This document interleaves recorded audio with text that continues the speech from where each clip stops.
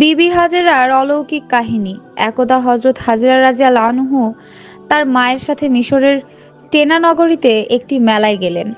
ওই মেলায় তৎকালীন বাদশাহ সাধন এবং তার প্রধান অতিথি ইমরান আগমন করল। বাদশাহ সাধন হাজরার রূপ সৌন্দর্য দেখে মুগ্ধ হয়ে উজির ইমরানকে বলল, হে উজির, এমন সুন্দরী যুবতী রাজ্যে থাকা সত্ত্বেও তুমি তাকে আমার কাছে হাজির করনি কেন? অথচ এটাই ছিল আমার প্রধান কাজ। যাও, এই মুহূর্তে এই সুন্দরী যুবতীকে আমার সামনে হাজির করো, অন্যথা তোমার গর্দান কাটা যাবে। বাদশার আদেশ পেয়ে উজির তখন তার কয়েকজন সাথী নিয়ে হাজরাকে খুঁজতে বেরিয়ে গেল। এদিকে হাজরা এবং তার মা বিষয়টি বুঝতে পেরে মেলার এক পাশ থেকে বেরিয়ে বাড়ির দিকে ছুটে চললেন। উজির ইমরান সহ সব অলিগলি খুঁজেও হাজরাকে না পেয়ে ভয়ে অস্থির হয়ে গেল। অবশেষে ফিরে গিয়ে বাদশার কাছে ক্ষমা চেয়ে বলল, যেভাবেই হোক ওই সুন্দরীকে আমি তোমার সামনে হাজির করব। আজকের মতো আমার প্রাণ ভিক্ষা দিয়ে আমাকে একটা সুযোগ দিন। তখন বাদশাহ বলল, 7 দিনের মধ্যে যদি ওই সুন্দরী আমার সামনে হাজির করতে তুমি ব্যর্থ হও, তাহলে তোমাকে মাটিতে ঘেরে পাত্রের আঘাতে হত্যা করা হবে। এদিকে হাজরা এবং তার মা তাদের ঘরে গিয়ে প্রবেশ করলেন। তখন হাজরা কান্নাজড়িত কণ্ঠে বললেন, আমার জান, আমার মনে হয় আমার জন্য এই ঘরে আর এক মুহূর্ত থাকা উচিত হবে না। বাদশাহের লোক হয়তো এক্ষুনি এখানে চলে আসবে, তাই আমি এই রাতের অন্ধকারেই কোনো গভীর জঙ্গলে চলে যেতে চাই। আপনি আমার জন্য দোয়া করুন যেন আল্লাহ তাআলা আমার ইজ্জত রক্ষা করেন। মা তার কলিজার টুকরো হাজরাকে দেখে বললেন, তোমাকে আমি একা যেতে দিব না, তোমার সাথে আমিও যাব। তখন হাজরা বলল, মা, আমাকে জঙ্গলের মধ্যে দৌড়ে পালাতে হবে। আপনি এই দুর্বল শরীর নিয়ে দৌড়ে পালাতে পারবেন না, সুতরাং আমাকে আপনি বিদায় দিন। আমি সুযোগ পেলে আপনাকে দেখে যাব।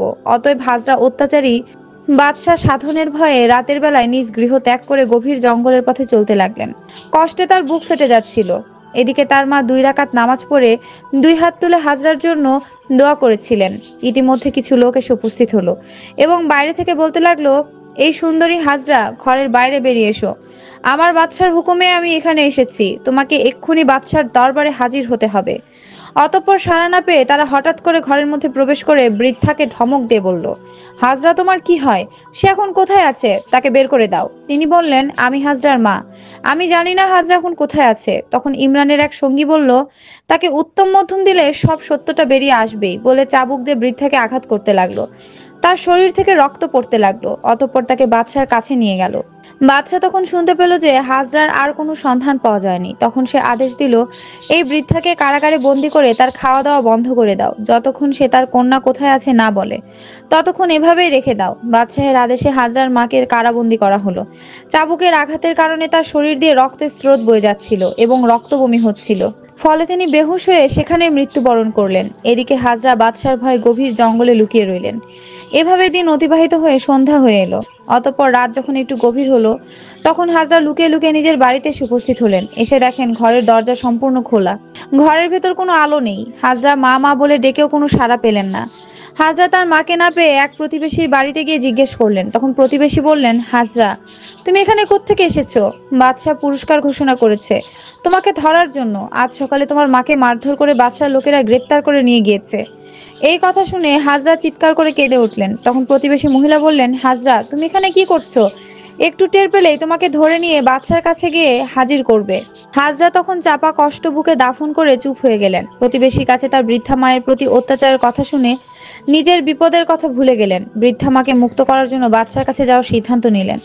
কিন্তু পর মুহূর্তেই কামুক সাধনের পাপের কথা মনে পড়তেই তিনি সম্পূর্ণ থেমে গেলেন। তখন প্রতিবেশী মহিলা তাকে বলল, হাজরা, এখানে থাকা তোমার জন্য নিরাপদ নয়, তুমি এক্ষুনি এখান থেকে পালিয়ে যাও। এই কথা শুনে হাজরা গভীর অরণ্যের দিকে আবার চলতে শুরু করলেন। এভাবে অনাহারে অসহায় অবস্থায় 5 দিন অতিবাহিত হয়ে গেল। ক্ষুধার জন্য দুর্বল হয়ে গাছের পাতা চিবিয়ে খেয়ে ক্ষুধার জ্বালা নিবারণ করলেন। 6ষ্ঠ দিনে অত্যন্ত দুর্বল হয়ে গভীর বনের বড় গাছের নিচে তিনি ঘুমিয়ে পড়লেন। তারপর বহু লোকজনের চিল্লাচিল্লি শুনে হাজরার ঘুম ভেঙে গেল। আসলে বাদশাহ সৈন্যদের ছোটাছুটির কারণে বনের মধ্যে হইচই পড়ে গেল। পরিস্থিতি বুঝতে পেরে হাজরার ভেতরে ভয় চলে আসলো। এমন সময় এক সৈন্য তার কাছে চলে আসলো এবং চিৎকার করে বলল, এই তো হাজরা। ফলে মুহূর্তের মধ্যেই অন্যরাও সেখানে এসে উপস্থিত হয়। হাজরা অসহায়ত্ব দেখে তারা বিকটভাবে হাসতে লাগলো। হাজরা তখন ভয়ে ব্যাকুল হয়ে দোয়া করলেন, হে আল্লাহ, হে দয়াময় প্রভু, তোমার এই দাসের প্রতি নির্দয় হয়েও না। তুমি তো এই দাসীকে এত রূপ, লাবণ্য ও সৌন্দর্য দান করেছো, আমাকে কলঙ্কিত করো না। হাজরার দোয়া আল্লাহর দরবারে কবুল হয়ে গেল। অতঃপর ইমরান যখন তার লোকজন নিয়ে হাজরাকে বন্দি করার জন্য এগিয়ে যেতে লাগলো, তখন তাদের সকলের পা মাটির সঙ্গে আটকে গেল। ফলে হাজরাও সেখান থেকে চলে গেলেন। কিছুক্ষণের মধ্যে তারা চলার শক্তি ফিরে পেল। তাই তারা হাজরার পিছে পিছে চলতে লাগলো। হাজরা জঙ্গল পেরিয়ে নীল নদের তীরে গিয়ে নদীতে ঝাঁপিয়ে পড়লেন। অথবা নীল নদীর বিশাল একটা ঢেউ এসে হাজরাকে ভাসিয়ে নিয়ে গেল। ইমরান তার দলবল নিয়ে নদীর তীরে এসে দেখলো হাজরা মাঝ নদীতে ঢেউয়ের মধ্যে হাবুডুবু খাচ্ছে। তখন ইমরান বলল, তোমরা নদীতে ঝাঁপিয়ে পড়ো। তোমরা কি কাপুরুষ যে নদীর ঢেউ দেখে ভয় পাচ্ছ? একটি নারী হয়ে যদি নদীতে ঝাঁপিয়ে পড়তে পারে, তাহলে তোমরা কি পারবে না? তাহলে তোমাদের পুরুষত্ব কোথায়? ওই মেয়েটাকে যদি আমরা ধরে নিয়ে যেতে না পারি, তাহলে আমার গর্দান কাটা যাবে। তখন সৈন্যরা বলল যে নারীর কাছে যেতে চাইলে পাপ মোচন হয়ে যায়। যে নারী প্রচন্ড ঢেউয়ের মধ্যে ঝাঁপিয়ে পড়তে পেরেছে, সেই নারী সাধারণ কোনো নারী নয়। এই বলে তারা সকলেই সেখান থেকে চলে গেল। এবার ইমরান নদীর তীর দিয়ে একাই ছুটে চলল। কিছু দূর গিয়ে দেখতে পেল দুজন ছেলে জ্ঞানহারা হাজরাকে নিয়ে নদীর তীরে এসেছে। ইমরান তাকে বলল, এই মেয়েটিকে বাদশার কাছে হাজির করার আদেশ হয়েছে, তাই আমি যা বলি তোমরা তাই করবে। অতঃপর ইমরান একটা পালকির ব্যবস্থা করলো। এবার ছেলেদেরকে নিয়ে পালকি করে হাজরাকে বেহুশ অবস্থায় নিয়ে বাদশাহর বিশেষ কারাগারে নিয়ে গেল। সেখানে অতি সুন্দর বালাখানা, সোনার খাট, পালঙ্ক, মণিমুক্তার ঝাড়বাতি সবকিছুই আছে। সেখানে প্রহরী হলো সবাই নারী, কারো প্রবেশ করার সাহস নেই, কোনো পুরুষ সেখানে যেতে পারে না। কারণ বাদশাহ সাধন সেখানে সুন্দরী নারীদের নিয়ে তার কাম লালসা পূর্ণ করে। কিছুক্ষণ পর হঠাৎ করে হাজরার জ্ঞান ফিরে এলো। তখন তিনি বললেন, আমি এখানে কেন? তখন একজন নারী প্রহরী এগিয়ে এসে বলল, মা, তোমার জন্য এই বালাখানা সাজানো হয়েছে, এখন থেকে তুমি এখানেই থাকবে। তখন হাজরা বলল, এ তো বাদশাহ সাধনের বালাখানা। জি হ্যাঁ, এটাই বাদশাহর বালাখানা। বাদশাহ সাধনের আদেশে তোমাকে এখানে আনা হয়েছে। এখন থেকে আমরা তোমার সেবা যত্নে নিয়োজিত থাকব। তখন হাজরা বলল, আমাকে এখানে কেন আনা হয়েছে তা তোমরা অবশ্যই জানো। দয়া করে এই বাদশার হাত থেকে তোমরা আমাকে রক্ষা করো। মা, আমরা তো বাদশার হুকুমের দাসী, আমাদের তো আর কিছু করার নেই। হাজরা তখন কান্নাজড়িত কণ্ঠে বলল, আর যদি কিছু না পারো, তাহলে তোমরা আমাকে হত্যা করে ফেলো। ইতিমধ্যে এদের মধ্যে একজন দাসী হাজরার জন্য খাবার নিয়ে আসলো, কিন্তু কিছুই খেলেন না হাজরা। তখন তিনি কেঁদে কেঁদে বললেন, তোমরা কি বলতে পারো, 1 সপ্তাহ আগে বাদশার লোকেরা আমার মাকে ধরে নিয়ে এসেছিল, তিনি এখন কোথায় আছে? তখন দাসী বলল, তুমি আগে খেয়ে নাও, তারপর তোমার মাকে খবর দিব। এই কথা শুনে হাজরা বুঝে গেলেন যে তার মা আর বেঁচে নেই। তাই তিনি সেজদায় লুটিয়ে পড়ে কান্নায় কাতর হয়ে বললেন, হে আল্লাহ, দয়াময় প্রভু, এই হতভাগ্যের কি অপরাধ! নিজের ইজ্জত বাঁচানোর জন্য কত জঙ্গলে জঙ্গলে ঘুরে বেড়ালাম, নীল নদের নদীতে ঝাঁপ দিলাম, তবু তুমি এদের কাছে আমাকে আবদ্ধ করলে। এমন সময় এক অদৃশ্য গায়েবী আওয়াজ এলো, হাজরা, আমি আমার প্রিয় বান্দা বান্দীদেরকে বিভিন্ন বিপদে ফেলে দুঃখ দিয়ে পরীক্ষা করে থাকি, তুমি ধৈর্য ধারণ করো। এই কথা শুনে হাজরা বললেন, হে আল্লাহ, তোমার ইচ্ছা তাহলে পূর্ণ হোক। এর মধ্যে একজন দাসী এসে খবর দিল, মা, বাদশাহ তোমার সঙ্গে সাক্ষাৎ করতে এসেছেন। এটা শুনে হাজরা ঘৃণায় চোখ ফিরিয়ে নিল। তখন বাদশাহ সাধন এসে বলল, সুন্দরী, আমাকে দেখে মুখ ফিরিয়ে নিলে? এখানে তো তুমি আর আমি ছাড়া কেউ নেই। আমাকে বরণ করে নিলে তোমার মঙ্গল হবে। আমি তোমাদের যাবতীয় এই ধন ভাণ্ডার, সোনার গহনা, হিরে, মণিমুক্ত সব তোমার হাতে তুলে দিব। এই বালাখানার সমস্ত দাস দাসী তোমার সেবায় নিয়োজিত থাকবে। সুতরাং আমাকে বরণ করে নিয়ে আমার প্রেম লালসা মেটাও। এটা শুনে হাজরার ঘৃণার শরীরটা ফেটে যাচ্ছিল। তিনি একদম চুপচাপ রইলেন। সাধন তাকে নীরব দেখে রেগে গিয়ে বলল, এই সুন্দরী, তুমি আমাকে দুর্বল ভেবো না। জীবনে আমি হাজার হাজার সুন্দরী নারী ভোগ করেছি। আমার কথায় রাজি না হলে আমি জোর করে তোমাকে ভোগ করেই ছাড়বো। এবার হাজরা বুদ্ধি করে বলল, এত অধৈর্য হলে চলে? তুমি আমাকে বেগম রূপে বরণ করলে আমি সৌভাগ্য মনে করব। সে ব্যাপারে সিদ্ধান্ত নিতে আমাকে একটু সময় দাও। বাদশাহ সাধন এই কথা শুনে খুশি হয়ে বলল, বেশ ভালো কথা। তুমি সুস্থ হলে আমাকে যা আদেশ করবে আমি তাই পালন করব। এই কথা শুনে বাদশাহ সাধন রাজ দরবারে চলে গেলেন। কিছুদিন পর বাদশাহ আবার এসে বলল, কি সুন্দরী, তোমার মতামত কি? এখনো ঠিক হয়নি? আমি যে আর ধৈর্য ধরতে পারছি না। তখন হাজরা বলল, আমাকে আরো কিছুদিন সময় দিতে হবে। বাদশাহ সাধন বলল, তুমি কি আমার সাথে চালাকি করছো? সাবধান, ভুলে যেও না, তুমি আমার হাত থেকে কিছুতেই রেহাই পাবে না। আমি আরো 3 দিন সময় দিচ্ছি, যদি রাজি না হও তাহলে আমি তোমাকে জোর করে ভোগ করব। এই কথা বলে সাধন চলে গেল। হাজরা তখন কেঁদে কেঁদে আল্লাহর দরবারে দোয়া করতে লাগলেন, হে আল্লাহ, দয়াময় প্রভু, আমার দেহ, মান, ইজ্জত সবকিছু তোমার হাতে সমর্পিত করলাম, তুমি আমাকে রক্ষা করো। বাদশাহ সাধন মদ পান করে হাজরার নিকট গিয়ে তাকে ধরার জন্য হাত বাড়ালো। হাজরা চিৎকার করে বলে উঠল, হে আল্লাহ, আমাকে রক্ষা করো। এই বলে হাজরা ঘরের এক কোণে ঝাঁপিয়ে পড়লেন। ফলে অল্পের জন্য বাদশাহ তাকে ধরতে পারল না। এর মধ্যে বাদশার 2 চোখ ভীষণ যন্ত্রণা শুরু হয়ে গেল, এমনকি অল্প সময়ের মধ্যে সে অন্ধ হয়ে গেল। তার চিৎকার শুনে সবাই তাকে ধরাধরি করে তার নিজের কক্ষে নিয়ে গেল, কিন্তু কোনো লাভ হলো না। বাদশার দুই চোখই অন্ধ হয়ে গেল। কিছুদিন অতিবাহিত হবার পর বাদশাহ সাধন হাজরার কাছে এসে কাকুতি মিনতি করে বলল, হে পুণ্যবতী রমণী, তোমার সাথে আমি যে অন্যায় অত্যাচার করেছি তার জন্য আমাকে ক্ষমা করে দাও। আমার জন্য আল্লাহর কাছে দোয়া করো, তিনি যেন আমার চোখের আলো ফিরিয়ে দেন। বাদশাহ সাধন এভাবে বারবার কান্নাকাটি করায় বিবি হাজরা আল্লাহর কাছে দোয়া করলেন। ফলে বাদশার একটা চোখ ভালো হয়ে গেল। ভালো হবার পর ভয়ে বাদশাহ সাধন বিবি হাজরার দিকে কখনো আর অসৎ খেয়াল করেননি।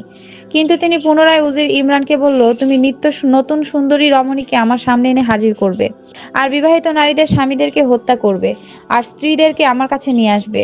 ঠিক এমন সময় ইব্রাহিম আলাইসাল্লাম বিবি সারাকে নিয়ে মিশরের পাশ দিয়ে যাচ্ছিলেন। তিনি তার স্ত্রীকে নিয়ে চিন্তিত হয়ে পড়লেন, কারণ বাদশাহ সৈন্যরা দেখে ফেললে মহা বিপদ হয়ে যাবে। অবশেষে ইব্রাহিম আলাইসাল্লাম বিবি সারাকে নিয়ে একটা সিন্ধুকে প্রবেশ করিয়ে সিন্ধুকটি উটের পিঠে উঠিয়ে দিতে লাগলেন। তারপর চলতে লাগলেন। অতঃপর রাস্তায় বাদশাহ সৈন্যরা ইব্রাহিম আলাইসাল্লামকে উদ্দেশ্য করে বলতে লাগলেন, তুমি তোমার সিন্ধুকটি খোলো। তখন ইব্রাহিম আলাইসাল্লাম বললেন, সিন্ধুকটি খুলতে আমার অসুবিধা রয়েছে, তোমরা এর ওজন পরিমাপ করো, ওজন অনুসারে আমি টাকা দিয়ে দিব। কিন্তু সৈন্যরা এই প্রস্তাব মানতে নারাজ। তারা তর্ক করার পর নিজেরাই সিন্ধুকটি খুলে আশ্চর্য হয়ে গেল। তারা দেখলো এক পরমা সুন্দরী যুবতী। তখন ইব্রাহিম আলাইসাল্লাম আল্লাহর দরবারে দোয়া করে বললেন, হে আল্লাহ, তুমি আমার স্ত্রীর সারার মান ইজ্জত রক্ষা করো এবং বাদশাহ সাধনকে হেদায়েত দান করো। অতঃপর সৈন্যরা তাদেরকে নিয়ে রাজ দরবারে হাজির করলো। বাদশাহ সাধন ইব্রাহিম আলাইসাল্লামকে জিজ্ঞেস করলো, এই পরমা সুন্দরী তোমার কি হয়? ইব্রাহিম আলাইসাল্লাম বললেন, সে আমার ছোট বোন, কারণ স্বামীর পরিচয় দিলে তাকে হত্যা করা হতো, তাই বোন বললেন। যাই হোক, এই কথা শুনে বাদশাহ বললেন, তোমার বোনকে আমার নিকট রেখে যাও ইব্রাহিম। ইব্রাহিম আলাইসাল্লাম বললেন, সে সাবালিকা মেয়ে, সে নিজের মালিক নিজে, সুতরাং তার কাছে জিজ্ঞেস করো। বাদশাহ সাধন তখন সৈন্যকে আদেশ করলো, এই পুরুষটাকে কারাগারে বন্ধ করে রাখো, আর মহিলাকে আমার নিজ কক্ষে রেখে দাও। অতঃপর নির্দেশ মতো তাই করা হলো। কিছুক্ষণ পর বাদশাহ সাধন বিবি হাজরার কাছে এসে বলল, হে সুন্দরী, তুমি কি আমার প্রস্তাবে রাজি আছো? তখন বিবি সারা আলাইহিস সালাম কোনো জবাব না দিয়ে এক মনে আল্লাহর জিকির করতে লাগলেন। তখন বাদশাহ সাধন বলল, তুমি উত্তর দাও আর না দাও তাতে আমার কিছু যায় আসে না, আমি তোমাকে ভোগ করেই ছাড়বো। এরপর বিবি সারা বললেন, কার সাথে কি বলছো? তোমার কি আল্লাহর ভয় নেই? বাদশাহ সাধন অট্ট হাসি হেসে বলল, আমি কাউকে ভয় করি না। এই কথা বলে সে বিবি সারার দিকে এগিয়ে চলল, কিন্তু তারপর সে তার পা দুটোকে নাড়াতে পারছে না, মাটির সাথে যেন আটকে গিয়েছে। তখন বাদশাহ চিৎকার করে বলল, তুমি আমাকে জাদু করেছো, তোমার চালাকির। এ বলে তার সমস্ত শক্তি দিয়ে ঝাঁপিয়ে পড়ে তার কাম বাসনা চরিতার্থ করতে চাইল, কিন্তু উপর হয়ে পড়ে তার কপাল ফেটে গেল এবং তার ভালো চোখের দৃষ্টিশক্তি হারিয়ে আবার সে পুনরায় অন্ধ হয়ে গেল। এবার বলে উঠল, তুমি আমার চোখের উপরে জাদু করেছো, তুমি আমার কারাগারে বন্দী। আজ হোক বা কাল হোক, কোনো একদিন তুমি আমার হাতে ধরা পড়বেই। তখন বিবি সারা বললেন, আমি জাদুকরী নই, আমি নবী ইব্রাহিম আলাইসাল্লামের বিবি। তুমি আল্লাহর নবী ইব্রাহিম আলাইসাল্লামকে কারাগারে বন্দী করে তার সাথে খারাপ ব্যবহার করেছো। তোমার কঠিন শাস্তি ভোগ করতে হবে। যদি বাঁচতে চাও তাহলে আল্লাহর নবীকে মুক্ত করে দিয়ে তার কাছে ক্ষমা চাও। এই কথা শুনে বাদশাহ সাধনের মনে মোচড় দিয়ে উঠল। হঠাৎ তার মনে পরিবর্তন এসে গেল। অতঃপর বাদশাহ সাধন ইব্রাহিম আলাইসাল্লাম এবং বিবি সারাকে মুক্ত করে দিলেন। হযরত ইব্রাহিম আলাইহিসসালাম মুক্তি পেয়ে বাদশাহ সাধনকে জিজ্ঞেস করলেন, হে বাদশাহ, তোমার এই অবস্থা কেন? বাদশাহ সাধন তখন কান্না বিজড়িত কণ্ঠে বলতে লাগলো, আমি না বুঝে আপনার সাথে অনেক অন্যায় অত্যাচার করেছি, অপব্যবহার করেছি। আপনারা আমাকে ক্ষমা করে দিন। আমি সারাটি জীবন অন্যায় করেছি, আল্লাহর কাছে ক্ষমা চাইতে আমার সাহস হয় না। আমি কিভাবে মুক্ত পেতে পারি? আপনি তো আল্লাহর নবী, দয়া করে আমার জন্য একটু দোয়া করবেন, আল্লাহ তাআলা যেন আমাকে ক্ষমা করে দেন। তখন ইব্রাহিম আলাইহিসসালাম বললেন, তুমি তওবা করে আল্লাহর নিকট ক্ষমা চাও। তওবা করে পবিত্র মনে ক্ষমা চাইলে নিশ্চয়ই মহান আল্লাহ তাআলা আপনাকে ক্ষমা করে দিবেন। এই আশ্বাসবাণী শুনে বাদশাহ সাধন আজীবনের সমস্ত কামনা বাসনা ত্যাগ করে আল্লাহর দরবারে ক্ষমা প্রার্থনা শুরু করলো। তার দু চোখ দিয়ে অশ্রু ঝরতে লাগলো। তার অন্ধত্ব দূর হয়ে দৃষ্টিশক্তি ফিরে এলো এবং চলন শক্তিও ফিরে পেল। তখন বাদশাহ সাধন বলল, হে আল্লাহর নবী, আপনি আমাকে আপনার ধর্মে প্রবেশ করান। বাদশাহ সাধন ইব্রাহিম আলাইহিসসালাম সত্য ধর্ম গ্রহণ করে বলল, হে আল্লাহর নবী, আপনি আমার এই সমস্ত ধন ভাণ্ডার বাদশাহী সবকিছু নিয়ে নিন। তখন ইব্রাহিম আলাইহিসসালাম বলল, আমি তোমার বাদশাহী নিতে আসিনি, আমি আল্লাহর দেয়া দায়িত্ব পালন করতে এসেছি। তুমি তোমার বাদশাহীর পথে থাকো এবং ন্যায় বিচার করো। তখন বাদশাহ বলল, তুমি তোমার স্ত্রী সহ আমার এই রাজপ্রাসাদে বসবাস করুন। তখন ইব্রাহিম আলাইহিসসালাম বলল, আল্লাহ তাআলা আমাকে এক জায়গায় বসে আরামায়েশে সময় কাটানোর জন্য দুনিয়াতে পাঠাননি, মানুষকে সঠিক পথ দেখানোর জন্য আমাকে পাঠিয়েছেন। তাই এখানে থাকা আমার পক্ষে সম্ভব নয়। এবার বাদশাহ সাধন ইব্রাহিম আলাইহিস সালামকে বলল, হুজুর, আমি রূপের নেশায় পাগল হয়ে হাজরা নামের এক মিশরীয় সুন্দরী নারীকে ধরে এনে আমার এই কারাগারে বন্দী করেছিলাম। আমি তাকে ভোগ করতে গিয়ে আমার দৃষ্টিশক্তি হারিয়ে ফেলি। আমি আমার জীবনে অনেক নারী দেখেছি, মাত্র এই দুজন নারী আমাকে মুগ্ধ করেছে। সেটা হলো আপনার স্ত্রী বিবি সারা এবং মিশরের সুন্দরী রমণী বিবি হাজেরা। বর্তমানে তিনি আমার কারাগারে বন্দী আছেন, কিন্তু তাকে বন্দী রেখে তার মূল্যবান জীবন নষ্ট করার কোনো মানেই হয় না। এখন আমি কি করব? আর এই পবিত্র নারী কে কার হাতেই বা সমর্পণ করব? এখন আপনার মতো এক মহামানব আল্লাহর নারীকে পেয়ে আমি এই সমস্যা থেকে মুক্ত পেতে চাই। আপনি হাজরার দায়িত্ব গ্রহণ করুন। হযরত ইব্রাহিম আলাইহিস সালাম একটি অপরিচিত যুবতী নারীর দায়িত্ব নিতে রাজি ছিলেন না, তাই তিনি জবাব দিচ্ছিলেন না। হঠাৎ করে বিবি সারা বলে উঠলেন, এখন থেকে হাজরার দায়িত্ব আমি নিলাম, তুমি তাকে মুক্ত করে দাও। অতঃপর হযরত ইব্রাহিম আলাইহিস সালাম যিনি ছাড়াও হাজরাকে নিয়ে জেরুজালেমের দিকে রওনা হলেন।